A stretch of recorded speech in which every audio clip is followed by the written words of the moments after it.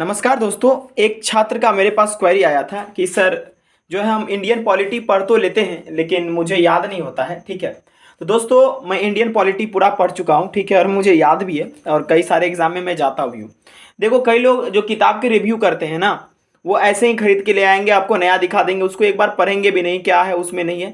लेकिन दोस्तों, मैं आपको पूरा पढ़ के बताऊंगा कि इंडियन पॉलिटी को सबसे बेहतरीन ढंग से कैसे रिवीजन किया जाता है, कैसे पढ़ा जाता है। तो मेरे पास अभी एक है बुक, ये इंडियन पॉलिटी का है, क्योंकि इसको चूहा ने काट दिया था। ठीक है, मैं घर में रखा था, लेकिन दोस्तों मैं इसे पूरा पढ़ रखा हूँ। ठीक है, आपको पता चल जाएगा खुद ब खुद कि मैंने पढ़ा या नहीं पढ़ा। ठीक है, ओके दोस्तों। तो दोस्तों मैं आपको वो यूनिक तरीका बताऊंगा जिससे आप इंडियन पॉलिटी को पूरा पढ़ भी लेंगे और उसको लंबा समय तक याद भी रखेंगे और आप अपने आप को पता कर पाएंगे कि भाई साहब हम इसमें पढ़े तो हमें कितना याद है। ठीक है, तो चलिए दोस्तों इस वीडियो को लास्ट तक आप देखिएगा, क्योंकि इसमें मैं आपको एक अल्टीमेट तरीका बताने जा रहा हूं जिससे आप क्या कर सकते हैं, इंडियन पॉलिटी को बहुत बेहतरीन ढंग से समाप्त कर सकते हैं।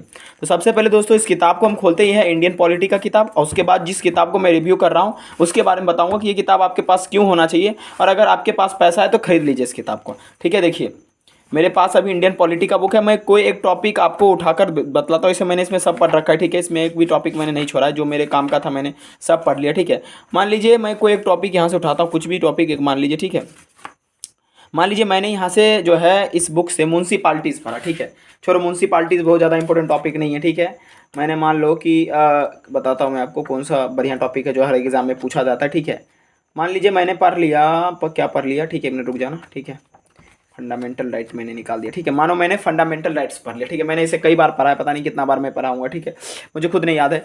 तो मैंने जब फंडामेंटल राइट्स यहाँ पर मैंने पढ़ लिया, ठीक है, तो मैंने इसे पूरा पढ़ लिया। मुझे पता है कि मुझे सब याद है, हाँ मतलब पार्ट थर्ड 1235 ऐसा कुछ, मतलब बहुत सारा चीज़ें, 20 21 डबल जेपेटाई, बहुत सारा नो एक्स पोस्ट फैक्टो। लेकिन दोस्तों क्या हम एग्ज़ाम में रियली जा रहे हैं सही से या नहीं जा रहे हैं, क्योंकि ये वॉल्यूमिनियस बुक है, बहुत मोटा बुक है। ठीक है, और इस किताब को आप पूरे तरह से अच्छे से नहीं कवर कर सकते हैं।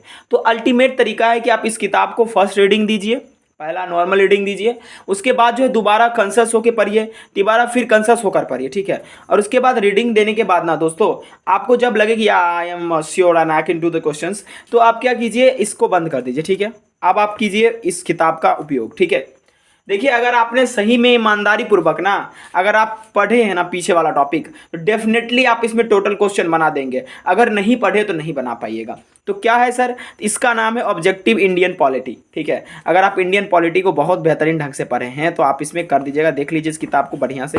ठीक है, अब इसका पता नहीं कितना प्राइस है, मैंने बहुत दिन पहले खरीदा, 2 3 महीना पहले खरीदा था। मैंने इसे पूरा पढ़ा तब आपको बता रहा हूँ। ठीक है, मैंने इसे ऑब्जेक्टिव भी करा। ठीक है, देखो तो आपको इसमें इस किताब का खासियत क्या है कि देखो, ये सिर्फ जो है आईएएस की जो तैयारी करते हैं वही छात्र यूज नहीं कर सकते, बल्कि जो उन तमाम छात्रों के लिए जिसके एग्जाम में 20 25 नंबर का वेटेज होता है पॉलिटी में, जैसे सीडीएस के परीक्षा में देखिए पॉलिटिक्स का बहुत बड़ा वेटेज होता है। ठीक है, पॉलिटी चैप्टर का देखिए, इसमें जो है मैंने जो जो टॉपिक पढ़ा है अच्छे से कवर करा है। ठीक है, उसको मैंने सबको मार्क करा है। ठीक है, तो मान लीजिए मैंने आपको क्या बोला था कि इसमें मैंने आपको बोला फंडामेंटल राइट मैंने पढ़ लिया। ठीक है, ओके, तो फंडामेंटल राइट हमने क्या करना है, खोज के इसमें से निकालना है। ठीक है, और यहाँ पर आपका फंडामेंटल राइट है 7 नंबर में। ठीक है, और इसका मैंने ऑब्जेक्टिव निकाल लिया। ठीक है, और इसका ऑब्जेक्टिव मान लीजिए यहाँ पर मैंने ड्यूटी से इससे पहले होगा राइट्स। ठीक है, तो देखिए ये डीपीएसपी है, कहाँ गया भाई फंडामेंटल राइट। ठीक है, गौर से देखिए, जैसे ये फंडामेंटल राइट है, क्यों महत्वपूर्ण है, इसमें आपका ऑब्जेक्टिव दिया है। ठीक है, ओके, और इसमें जो ऑब्जेक्टिव दिया है ना, तो आप अगर आप पीछे बहुत बढ़िया से समझे हैं तो इस सारे ऑब्जेक्टिव को आप सही से बना देंगे। अगर पीछे आप नहीं समझे हैं ना, तो आप इस ऑब्जेक्टिव को सॉल्व नहीं कर पाइएगा, क्योंकि आपका पीछे कंसेप्ट क्लैरिटी नहीं है और इसमें बहुत सारा आप लैग कर जाइएगा। ठीक है, तो यहाँ पर बहुत सारा क्वेश्चन दिया है, तो मैं आपको सलाह दूंगा कि आप इस किताब को जरूर खरीदिए। इसलिए नहीं कि मुझे ये किताब एडवर्टाइज करने के लिए दिया, मैं छोटा सा आदमी हूँ, ये इतना बड़ा कंपनी है, क्या है मुझे एडवर्टाइज करने के लिए देगा। लेकिन मैं आपको जो राइट है, जो चीजें सही है, वो तरीका बता रहा हूं, ये सबसे बेस्ट वे है।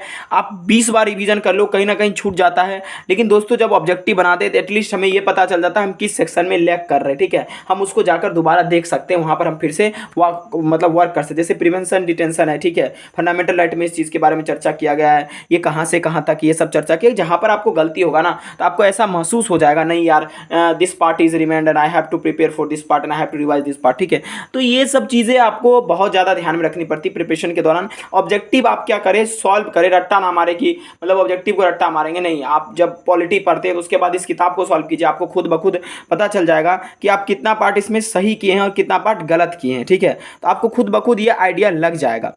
तो दोस्तों इस तरह से आप इस किताब को बहुत बढ़िया से इस्तेमाल कर सकते हैं। इस किताब का नाम है ऑब्जेक्टिव इंडियन पॉलिटी, और इसका कंटेक्स्ट भी मैं आपको दिखा दे रहा हूँ, ठीक है, अच्छे तरीके से, ताकि आपको दोबारा कोई प्रॉब्लम ना हो। और दोस्तों जो अभी जो छात्र ये एग्जाम मतलब जिनका एग्जाम क्लोज है, मैं उनसे विनती करता हूँ कि ये सब किताब आप अभी ना खरीदें, ठीक है। अगर आप फुर्सत में एक लंबा प्रिपरेशन के दौरान तैयारी कर रहे हैं, एक लंबा पीरियड है आपका प्रिपरेशन का, तो you can just go for it, because दोस्तों अभी टाइम नहीं है और अभी मैं आपको बरगलाना नहीं चाहता हूँ, ठीक है।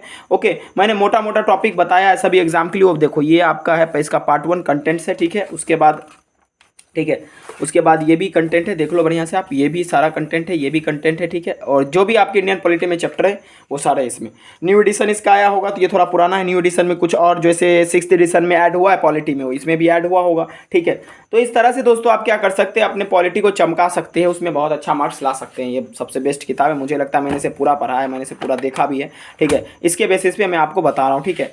क्योंकि दोस्तों मैं जो ऑब्जेक्टिव का बुक खरीदता हूँ उसमें मैं ज़्यादा मार्क नहीं करता, क्योंकि ताकि कोई दूसरा व्यक्ति पढ़े। अगर मान लो मैं सब इसमें मैं मार्क कर दिया, मान लो बाद में मैं बुक सेल भी करना चाहता हूँ तो कोई इजीली खरीद लेगा, इतना गैदरिंग नहीं रहेगा किताब में, कोई आराम से प्रैक्टिस भी कर लेगा। और सबको मैं मार्क कर दूंगा तो प्रैक्टिस लाइक बचेगा नहीं, ठीक है। तो दोस्तों ये किताब आपको कैसा लगा हमें कमेंट में बताइएगा, और आप किस बुक का रिव्यू चाहते हैं ये भी हमें जरूर बताइएगा दोस्तों। और मुझे लगता है कि अगर आप फ्री हैं तो इस किताब को बनाइए, ठीक है, और पढ़िए इस किताब को। और अनायास किताब खरीदकर उसको वेस्ट ना करें, उसको पढ़े भी। ऐसा नहीं बहुत सारा किताब खरीद के हम उसको चौक लेते हैं और नहीं पढ़ते, ठीक है, तो दिक्कत हो जाएगा आपको, ठीक है। तो इस तरह से मैं आप लोग से विनती करूंगा कि आप किताब खरीदे तो पढ़े भी, ठीक है, इसलिए मैं रिव्यू करता हूं। थैंक यू दोस्तों देखने के लिए। और किसी किताब का रिव्यू चाहिए तो अपने भाई को बोल दीजिए, अपने सर को बोल दीजिए, हम डेफिनेटली उस किताब का खरीदेंगे। समय लेंगे थोड़ा 10-15 दिन पढ़ने में, उसके बाद डेफिनेटली उसका रिव्यू करेंगे। अनायास तो कुछ भी नहीं बोल सकते ना, पहले उसको पढ़ के चेक करेंगे तभी तो पता चलेगा। थैंक यू यार।